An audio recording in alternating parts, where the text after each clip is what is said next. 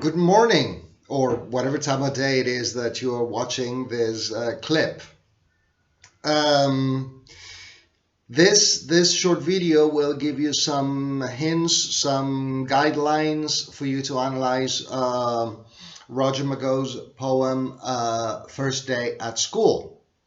Now, I'd like to start by comparing it a little bit with Sylvia Plath's Daddy that we studied in our last class, and how Daddy created somehow through many of the strategies of a nursery rhyme a very abrasive poem.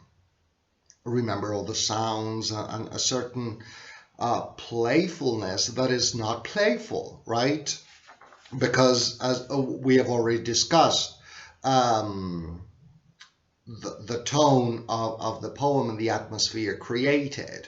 Now, in First Day at School, we are going to go to the opposite end of it. And let me explain a little bit further. In Daddy, Plath used a lot of her own personal experiences, but recreated them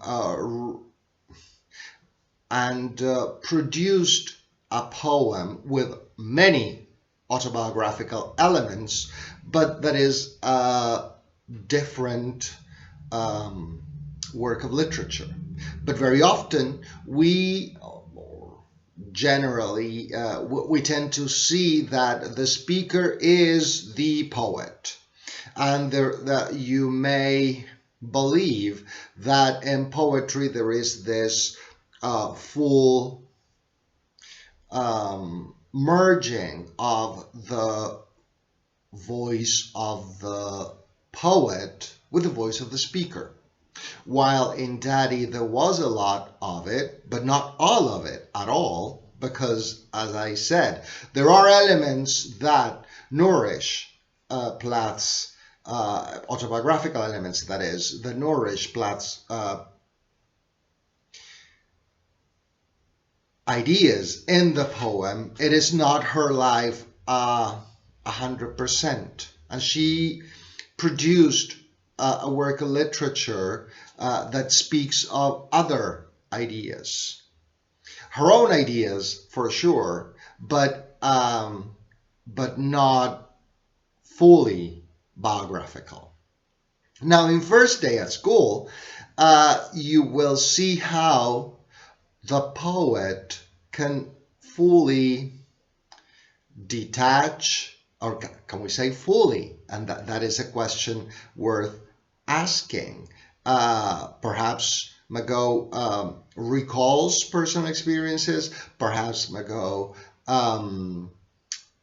takes up the voice of a child to show the feelings that a child may have on their first day at school. Now, we're going to begin the poem very briefly, going over some figures of speech that will create meaning, and then we'll go into tone and mood and how that is created by McGo. Now, a million, billion, willion miles from home. That is an instance of exaggeration, and we know that exaggeration is, do you remember that figure of speech? Hyperbole. Waiting for the bell to go. To go where? Now, when we have a question and there's no reply to that question, we call that, remember, a rhetorical question. Now, why are they all so big, are the children? That afterthought you may consider that is, and I'm going to quote directly from your notes, a figure of syntactic deviation in which the normal word order of a sentence is significantly altered, and that is hyperbaton. So noisy so much at home, they must have been born in uniform. Now, I want to focus very briefly on that expression at home. Why? Because you may very well say, well, that is no figure of speech. You're at home. You feel comfortable. You are, but you are at ease at a certain place. You say, well, I'm at home here.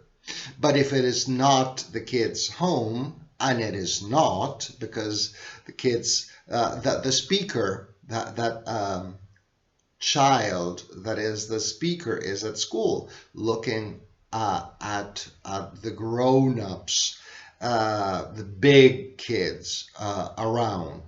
And so I want to remind you that in our language, we very often use figures of speech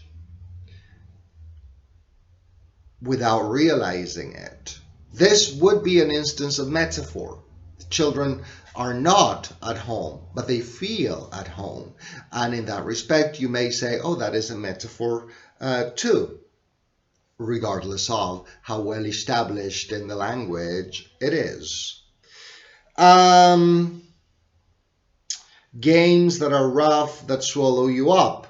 Again, another metaphor here. A game cannot swallow you up.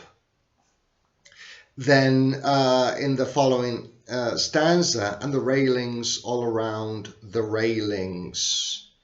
How do we call that figure of speech in which we have the repetition of an expression or a phrase, anaphora? And the very last one that I want to discuss here is sounds small and slimy. How do we call the figure of speech in which you have the repetition of sounds, in this case sibilant sounds, in neighboring words in front position, mostly? Alliteration.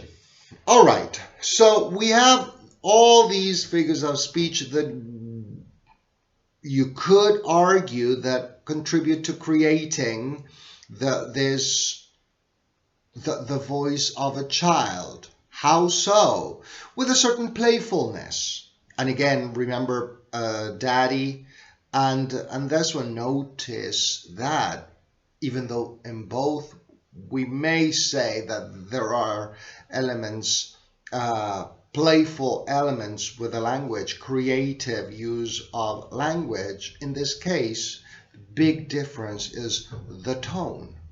While in this case, the child speaker has that playfulness, there is also anxiety, not the same type of tone with which daddy's speaker refers to her father, right? Or we've analyzed it. You know what I'm talking about.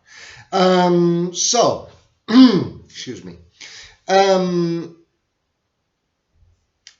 There is this tone that is playful, but also anxious, questioning about the reality around the child.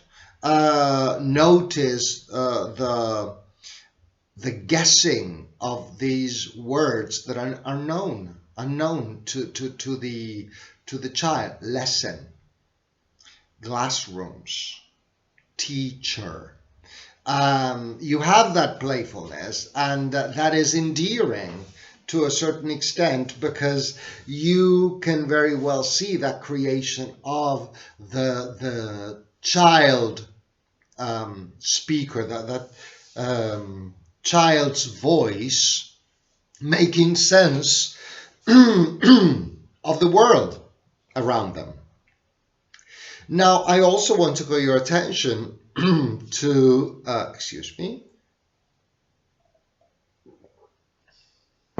to other instances in which the child takes up other words that he hears, expressions, advice from their parents. And it is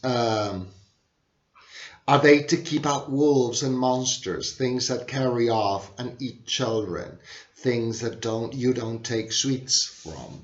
Notice that those ideas right in the middle of the second stanza, in the middle of the poem, are again these mandates the kid gets. Don't take sweets from strangers. They may carry you off. And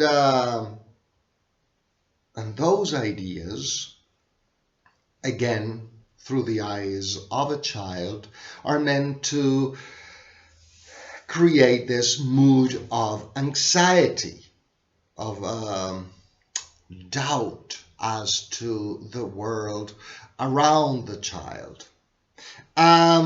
So even though there is the playfulness and in the child's voice, there's also the anxiety about what happens on that first day at school.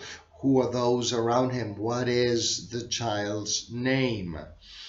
And also you hear the echoes of the parents saying, don't do this, don't do that. The advice parents give. So, in spite of the playfulness and how cute some of the forms in which that child's voice is created, there is also the anxiety. There is also the parents' mandates and these ideas that come down to us from our parents. And that creates a mood. Again, very different from Daddy. Because you may say that it is more lighthearted. The tone could be lighthearted in spite of that anxiety. So I hope this helps. This gives you some insight into the subject matter. And I'm going over your questions. The tone, who the speaker is, the feelings instilled in on that first day at school, and again the use of rhetorical devices.